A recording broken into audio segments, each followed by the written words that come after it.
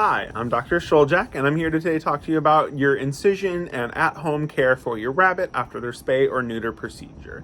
So the things that we're going to be talking about here today are incision care, food, drink, medications, activity, and then routine monitoring that we recommend following the procedure. So first of all, your rabbit either got spayed or neutered, depending on if it's a male or a female rabbit. Female rabbits get spayed, male rabbits get neutered. They both will have incisions. The female rabbit will have an incision more on the middle of their belly. Their male rabbit will have an incision a little bit further down. Both of them will have internal sutures, meaning there is no requirement for a suture removal. So there is no need for a regular routine return to the hospital for a check after 14 days after the procedure. But certainly, if you have any questions or concerns, you can always let us know. Be happy to chat with you. In terms of the incision, especially for the female and the male rabbits, we'll have to make sure we don't see excessive discharge, excessive licking at the incision, or even pain and inflammation associated with the site of the incision. Those are all signs of complications. I would recommend contacting us as soon as possible with a picture of the incision. We can kind of discuss further treatments that they may need. In terms of food and drink for our rabbits very much need to be eating constantly for us. So certainly you'll want to pay very close attention to their appetite at home. They are most likely have eating already before they go home from the procedure. So you want to make sure that continues for us, as one of the main concerns that we have with any of our rabbits is GI stasis, or stoppage of movement of the food through their intestinal tract. That can look like decreased fecal production. It can also look like decreased appetite, decreased energy, and a little bit of lethargy. So make sure you pay really close attention to their eating after they go home. They are allowed to have unlimited access to water at home as well, so making sure they're drinking as well, maintaining their hydration status, not becoming dehydrated after the procedure.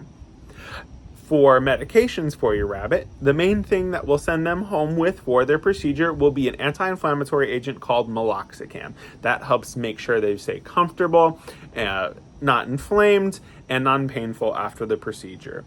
Other things that we may potentially send them home with, depending on how they're doing during the procedure, would be metoclopramide, which is a GI agent that helps make sure all their food still moves through their intestines appropriately, making sure we're avoiding GI stasis.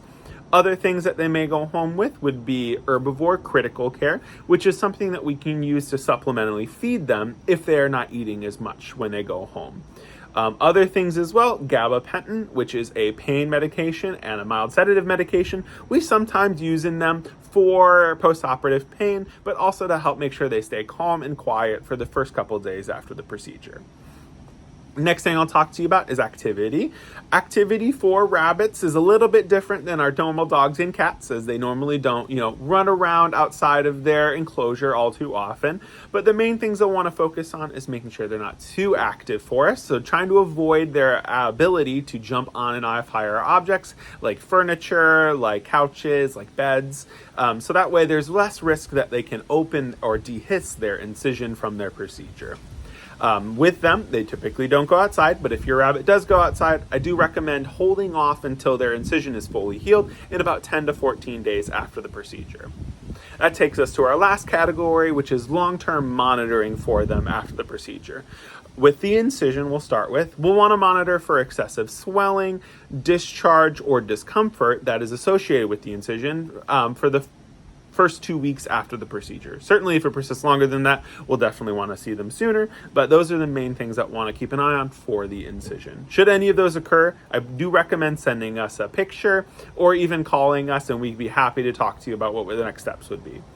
Next things that we want to monitor for, which I know we already briefly talked about, which would be food and drink. If your rabbit continues not to drink or eat after the procedure, that is a very serious complication for them, and I do recommend contacting us.